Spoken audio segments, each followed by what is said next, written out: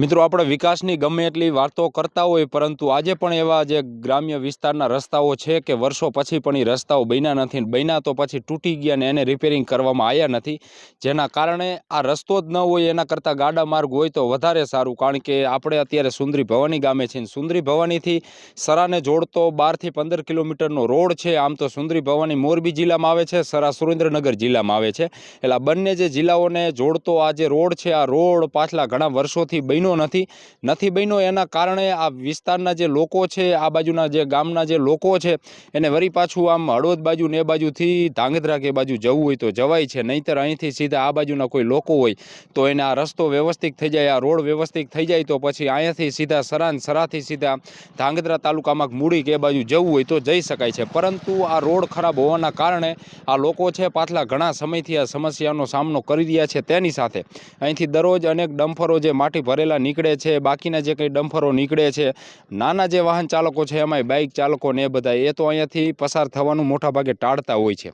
અહીં આગળ જ આપણી સામે જ સુંદરી ભવાની ગામની હાઈસ્કૂલ આવેલી છે, અહીં વિદ્યાર્થીઓ પણ સાયકલો લઈને પસાર થતા હોય, અહીંયાથી હાલીને પસાર થતા હોય, ઘરેથી નહીં નીકળ્યા પછી સ્કૂલે અને શિક્ષકો કહેતા હોય છે કે ભાઈ આજ નાયા વગર કેમ સ્કૂલે આવ્યો છો, કારણ કે અહીં ડમ્ફરોને એટલા નીકળતા હોય, ડમરી એટલી ઉડે છે એટલે નાયા નો નાયા જે થઈ જાય છે વિદ્યાર્થીઓ પણ। આપણી સાથે આ ગામના જ કેટલાક લોકો છે, આપણે એમની સાથે થોડીક વાત કરી। સંજયભાઈ, રોડની ઘણા સમયથી બધાય માંગ કરે છે પરંતુ રોડ બનતો નથી। હમણાં આપણે બેઠા, તમારું કામ કોમેડીનું છે એટલે હમણાં બેઠા તમે વાત કરતા, જો સરકાર ખરેખર લોન દેતી હોય ને તો પછી યુટ્યુબ ફેસબુકમાં જે થોડા જાજા પૈસા આવે ને ભરશું હપ્તો, પણ આ એક રોડ કરાવી દેવો છે। હવે એ તો કહેવાનું સાચું જ છે ને। એક વાર તો કાકો આ ધૂળ ઉડીને ભમરારા બીજી ભાઈટ ના થઈ ગયા મોટા, અહીંયા પોગી કોઈ દી માણસ જેવા ડાયક લાગ્યા જ નથી।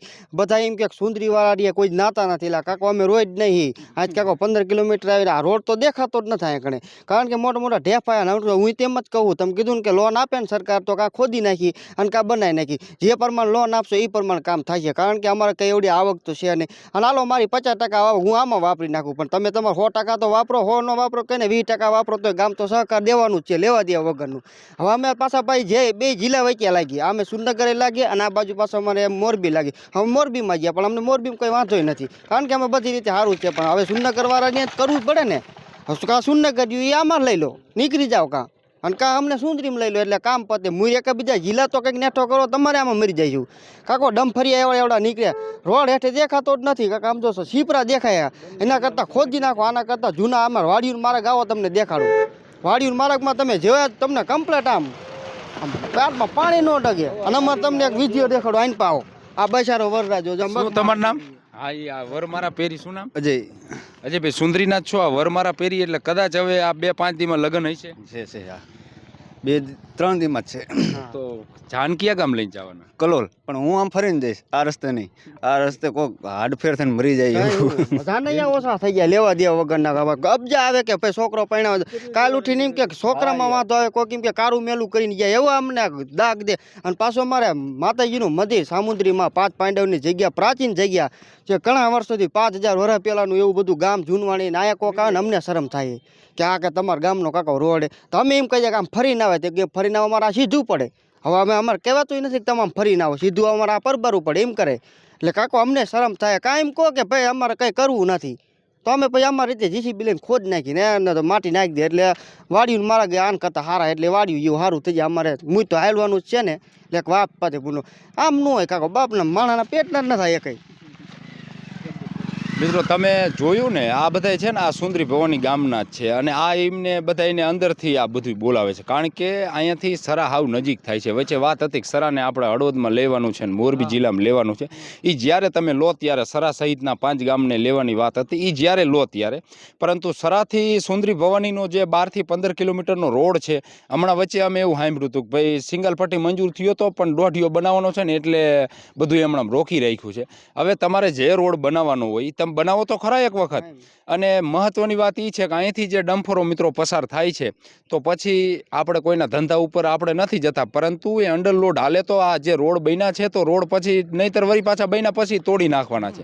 ગામ લોકો જો ડમ્ફર અટકાવે તો કોક ને કોક હગા હોય ને કોઈને કોઈ ભાઈ શું લેવા ધંધા માથે જવાનું ભલામણું ને આવું બધું આવતું હોય છે। તમે તો ઉપસરપંચ છો ગામના? અત્યારે નથી, પણ જૂના તો હતા જ ને રજૂઆતો, તો એ સમયે તમે કરી? રજૂઆત કરી મેહુલભાઈ, એ વખતે ઘણી વાર રજૂઆત કરી, હજી એનો કંઈ ઉકેલ આવ્યો નથી। વારંવાર રજૂઆત કરી છે પણ હજી કંઈ ઉકેલ આવતો નથી. બરાબર, રસ્તો 11 થી 12 કિલોમીટર બે જિલ્લાને જોડતો રસ્તો અને મેન શોર્ટકટ રસ્તો છે આ રહ્યો એ સુરેન્દ્રનગર જિલ્લાને અને મોરબી જિલ્લાને શોર્ટકટમાં રસ્તો. શોર્ટકટ તો ખરો જ, પણ અહીં પ્રાચીન મિત્રો મંદિર આવેલું છે કે 5 પાંડવો જે છે ને એ અહીંયા આગળ આવેલા, અહીંયા એ ચોરીની બધું છે હજી. એટલે અહીંથી ગુજરાતને આપણા દેશભરમાંથી જે યાત્રાળુઓ છે, શ્રદ્ધાળુઓ છે, અહીં દર્શન કરવા માટે આવતા હોય છે. તો પછી તમે વિચાર કરો કે સુરેન્દ્રનગર બાજુથી કોઈ આવતો હોય તો આ રસ્તેથી હાલવાના છે, તો આ બધી સમસ્યા ગજબની છે. અને જે રાજકીય આગેવાનો છે તો એને ફરજિયાત ધ્યાને લેવી પડે એવું છે. પ્રકાશભાઈ છે, ઓલી બાજુ શામજીભાઈ છે, તો તમારા વિસ્તાર આવતો હોય એટલો તમે બનાવી નાખો રોડ. આપણે દોઢિયો ક્યાં કરવાની જરૂર છે? એટલો તમે બનાવો. બીજા એક ગામના આપણી સાથે છે, શું તમારું નામ? જગદીશભાઈ પ્રજાપતિ. જગદીશભાઈ, તમે તો આમ ગામના જાગૃત નાગરિક છો, કેટલા વર્ષથી તમારી માંગ છે કે રોડ બને નથી બનતો? સન 1997-98 છેલ્લે આ રોડ સિંગલ પટ્ટીનો બનેલો, બરોબર. એ સિવાય આ રોડ ત્યાં સુધી કંઈ બનેલો જ નથી. અને વરસાદનું વેણ બાજુમાં બ્રાહ્મણી ડેમ હોવાથી આ રોડ અવારનવાર તૂટી જાય છે.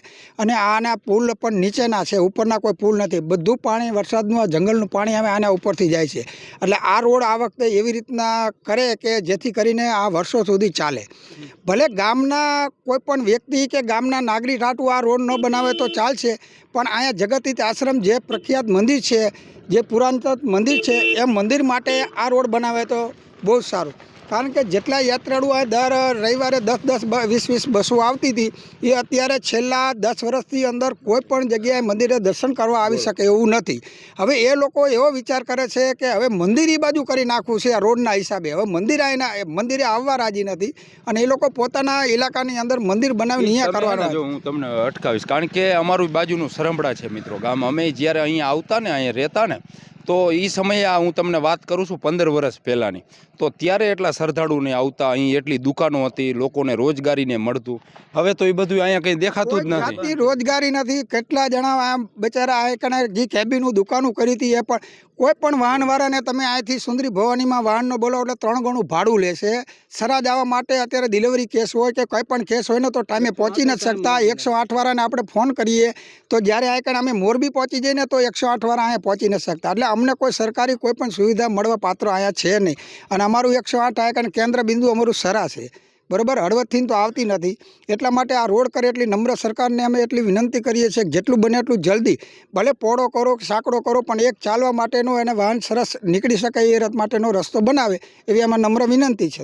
ઓકે, આપણે બધા યાત્રાળુ ધામને એને મિત્રો બધા વિકસિતને કરી છીએ. આપણે બધાએ જોયું છે અયોધ્યામાં, તો પછી રામ મંદિરને બન્યું, તો અહીંયા જે કંઈ રોજગારી છે એ બધું પણ વધવાનું છે. આ બધું મિત્રો પૌરાણિક મંદિર છે અહીં, અને આ જે મંદિરથી કોઈ અજાણ છે નહીં. અહીં મેં હમણાં તમને કીધું ને કે આજથી 15 વર્ષ પહેલાં એટલી અહીં દુકાનોને હતી, ગામના લોકોને રોજગારીને બધું મળતું. અત્યારે માત્ર એક દુકાન સામે બચી છે ને, અહીંયા કોઈ ગામના, બાકી શ્રદ્ધાળુઓ જે છે એમાં પણ ઘટાડો થઈ ગયો છે. હમણાં કીધું ને કે 8-10 બસો આવતી હતી, એ બધું બંધ થઈ ગયું છે. કારણ કે રસ્તા તો વ્યવસ્થિત છે નહીં, અહીંથી પસાર થવું એ બહુ મુશ્કેલ હોય છે. એટલે ખાસ જે રાજકીય આગેવાનો તો આ બધું કરી શકવાના છે, બાકી તો બીજા તો કોઈ કરવાના છે નહીં. એટલે એમને એક વિનંતી કે ગામ માટે થઈને ન કરો તો કંઈ વાંધો નહીં, પણ આપણું પૌરાણિક મંદિર આવેલું છે મિત્રો. અને આ જે મંદિર જે છે ને, આપણી શક્તિપીઠો છે ને, એમાંનું એક આ શક્તિપીઠ છે આપણી. એટલે એની માટે થઈને તો આ એક રોડ જે છે એ વ્યવસ્થિત બનાવો. આભાર મિત્રો.